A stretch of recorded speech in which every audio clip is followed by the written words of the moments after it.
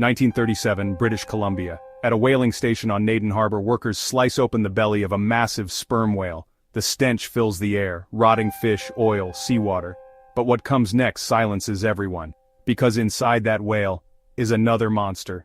Picture this. Rough-handed men in oil-slick aprons, knives cutting into blubber that's thicker than a man's arm. They expect the usual, half-digested squid, debris, maybe a shark. Instead, they drag out a twisted, alien-looking body nearly 10 feet long. It has a long neck, odd, flipper-like limbs, a head shaped eerily like a horse or camel. And it's fresh, not some skeleton or mangled pulp, but a recognizable creature. The men stop working. Because for decades, rumors of a sea serpent had been whispered up and down the Pacific coast. And here, it seemed, was proof. The workers didn't just throw it aside, they called in photographers. Several photos were taken, grainy black and whites that would later appear in newspapers across Canada. The images show men crouched beside the carcass, its strange neck bent at an unnatural angle, flippers splayed. Measurements were noted, about 10 feet long, with a serpentine body that seemed unlike any fish or known mammal. To some, it looked like a baby plesiosaur, a prehistoric survivor thought extinct for millions of years. To others, it looked like nothing science had ever cataloged. And then, just as quickly as it appeared, the body was gone. No specimen preserved, no bones saved, just photographs and questions. Headlines spread across North America: sea monster found inside whale. Radio shows debated it. Scientists demanded to see the remains, but by then it was too late. The carcass had either been discarded or, as some whispers suggest, quietly taken away. And this is where the story fractures, because from here, you only have two choices. Believe the photographs, or believe it was a hoax. Believe the photographs, or believe it was a hoax. Believe the photographs, or believe it was a hoax. Over the decades, skeptics offered alternative theories. A shark fetus. Some marine biologists argue it was nothing but a fetal shark. Whales often swallow sharks, and in decomposition, shark fetuses can take on bizarre, elongated shapes. Could the long neck have just been stretched cartilage? An oarfish. The oarfish is a ribbon-like giant that can reach 50 feet. Its strange face and undulating body often inspire sea serpent reports. But oarfish lack flippers. And the carcass, according to photos, had them. Decomposed whale parts. One explanation is globsters, lumps of whale or shark remains that decay into strange forms. What looks like a monster could simply be stomach lining or connective tissue twisted by digestion, all logical, all safe. But none explain why so many people present swore the creature had a clear head, eyes, and flippers.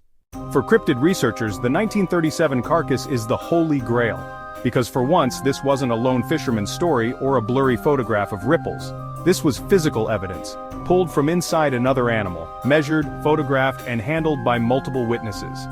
This was physical evidence, pulled from inside another animal, measured, photographed, and handled by multiple witnesses. They argue, if it were just decomposed tissue, why did so many describe it in detail as a coherent animal? Why did workers compare it instantly to the local Cadborosaurus legend? And why, if it was worthless, wasn't the specimen preserved for scientists? Some suggest a cover-up, that someone took the body fearing ridicule or perhaps worried about disrupting industries tied to the sea. After all, if you prove sea monsters exist, suddenly shipping lanes look a lot scarier. If real, what was it? A juvenile Cadborosaurus. Many witnesses described Caddy as 30 to 50 feet long. If the carcass was only 10 feet, it could have been a juvenile, swallowed by the whale before it reached full size. A prehistoric survivor. Some cryptozoologists point to similarities with Basilosaurus, an ancient whale with a serpentine body. Could it be a living fossil, a species that never fully died out? Something new entirely. Or perhaps it was something science simply hadn't named yet. The ocean still hides unknown species. Why not one more, one strange enough to fuel centuries of folklore? The ocean still hides unknown species. Why not one more, one strange enough to fuel centuries of folklore? Here's the real frustration. The world never got to test the remains. Unlike Nessie or Bigfoot, where skeptics can say, "Show me the body," here we had one. But through neglect or secrecy, it was lost. And that raises a question. How many mysteries have we already solved, only to let the answers slip back into the dark? And that raises a question. How many mysteries have we already solved, only to let the answers slip back into the dark? To this day, the 1937 carcass is the cornerstone of the Cadborosaurus legend. Every time someone reports a sight off Alaska, British Columbia, or Washington, people point back and say, "But remember the whale carcass." Every time someone reports a sight off Alaska, British Columbia, or Washington, people point back and say, "But remember the whale carcass." And maybe that's why the legend endures. Because once, just once, people didn't just see something. They touched it, photographed it, dragged it into the daylight, and then let it vanish. So here's the chilling thought. What if the greatest cryptozoological discovery of the 20th century was already made and then discarded? Maybe Cadborosaurus doesn't need to be discovered. Maybe it already was, 80 years ago in the belly of a whale.